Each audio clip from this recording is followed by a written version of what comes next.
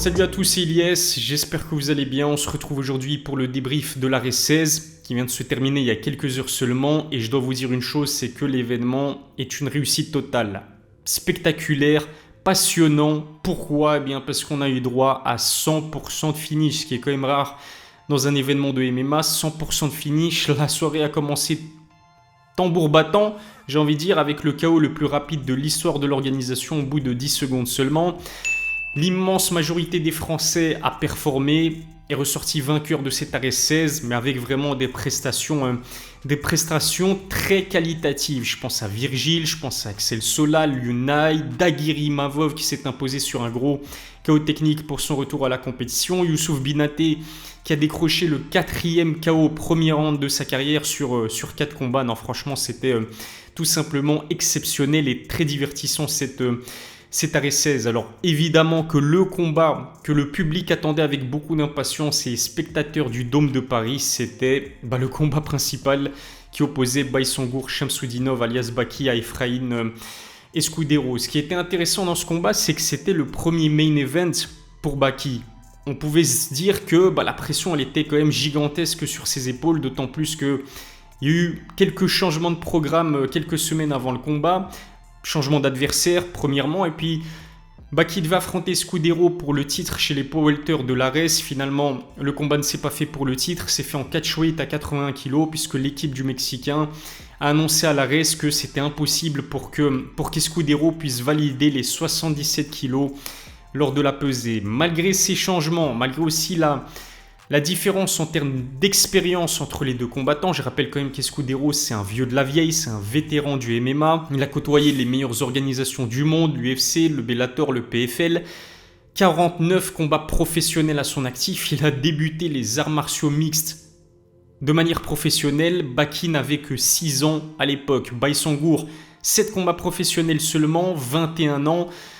Pourtant, le gouffre en termes d'expérience qui séparait les deux combattants, je ne l'ai jamais ressenti pendant le combat. Au contraire, Baki, j'ai trouvé que c'était celui des deux qui a montré le plus de métier, le plus d'expérience et le plus de sérénité. Il était tranquille, il était cool et il a d'ailleurs eu l'occasion de me le dire en interview. C'est un combattant qui aime la pression, il boit la pression, il se nourrit de la pression pour performer.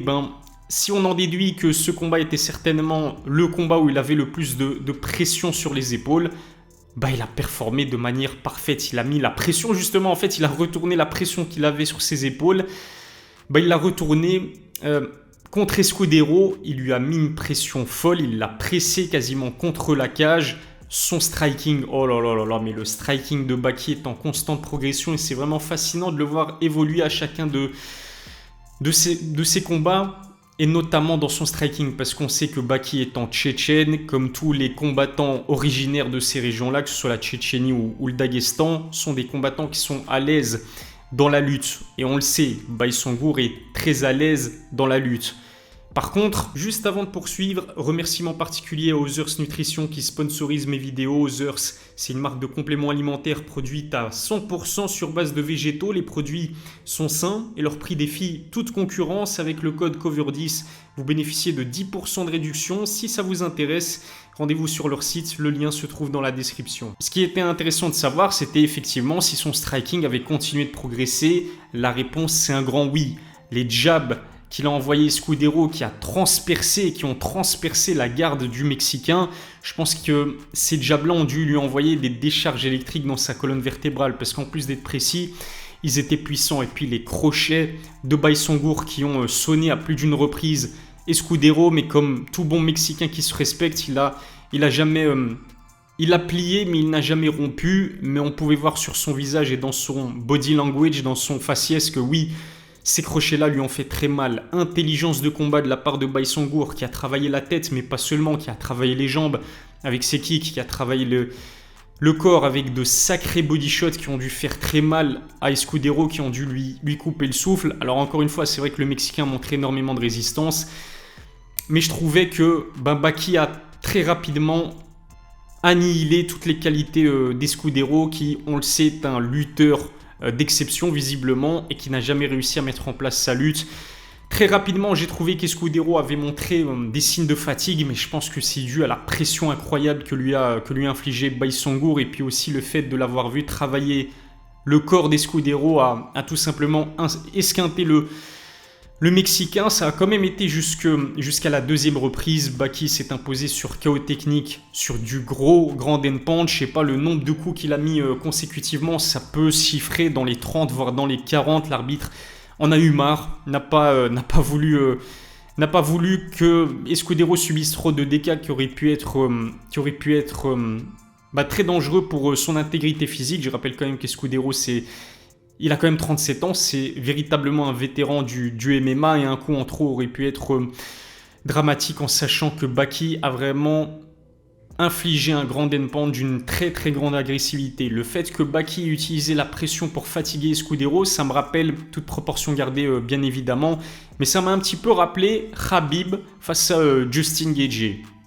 Est-ce que vous êtes d'accord avec moi? Dites-le moi dans les commentaires. En tout cas, voilà, Baïsangour Shamsudinov n'a quasiment jamais été inquiété pendant ce combat. Victoire sur KO technique, sur du grand end punch au deuxième round. Il a montré d'énormes progrès en striking, et puis il a fait preuve d'intelligence, de lucidité. C'est pas précipité, il n'a pas pris des risques inconsidérés. Il savait qu'en face de lui, il y avait un lutteur et un grappleur relativement dangereux. Il a préféré garder ce combat debout, et il l'a surclassé du début à la fin du combat. C'était vraiment impressionnant. Maintenant, la question qui se pose, c'est de savoir c'est quoi la suite pour Baïsangour Shamsudinov, qui pour moi a sa place dans la catégorie des poids welter de l'UFC. Non mais franchement, je sais que certains vont remettre en cause le niveau d'Escudero, mais encore une fois, oui, il n'est plus à son prime physique. Mais ce qu'il faut dire aussi, c'est que Baki est devenu le premier combattant à finir Escudero sur un KO technique.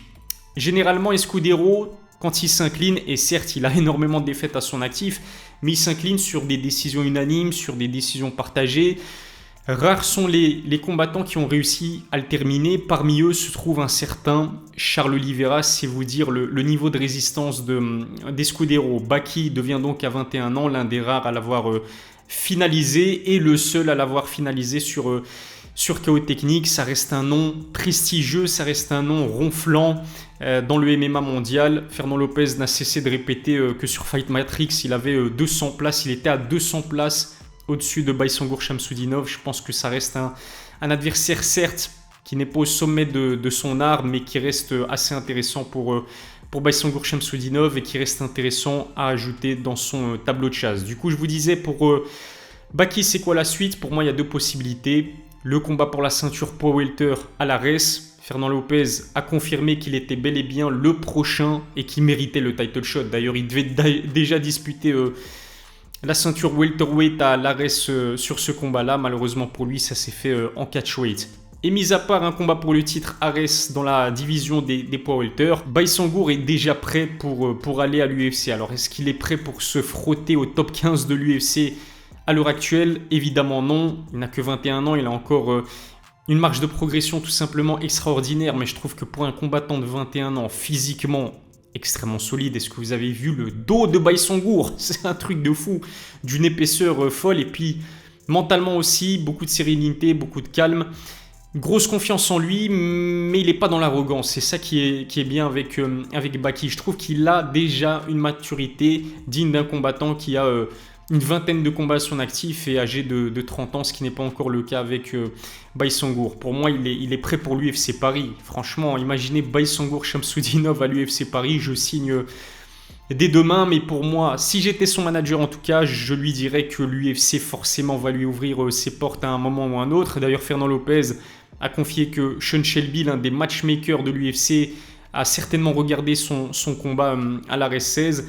Ça va venir, ça va prendre le temps qu'il faudra, mais évidemment que Baïsangour Shamsudinov, qui aujourd'hui est invaincu après 7 combats, il a sa place à l'UFC dans un avenir relativement proche, mais je pense que ça peut être intéressant pour lui de d'abord décrocher au moins un titre à l'Ares, ou pourquoi pas faire comme Abdul Abduragimov et devenir double champion. J'ai peut-être un petit regret, c'est que j'aurais beaucoup aimé voir Cédric Doumbé affronter Baïsangour Shamsudinov. Est-ce que vous êtes d'accord avec moi? Moi, honnêtement, c'est un combat qui m'aurait passionné, notamment parce qu'on a l'occasion de voir que Shamsudinov réalise de très gros progrès en striking. Alors certes, Cédric Doumbé, en striking, il est injouable.